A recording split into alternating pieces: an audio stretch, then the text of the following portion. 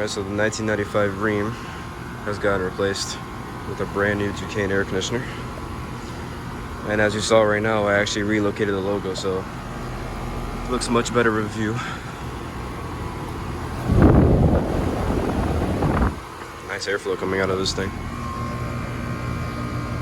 Section lines are already cold. And that logo line is out to temperature.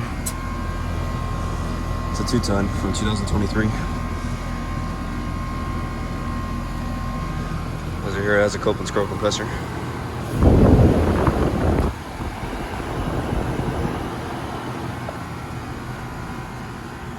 Alright, well, not much to say over here. Brand new unit. Yep, there's a shut off. Alright, well, I'm gonna count down as the start of a shutdown. Thank you guys for watching.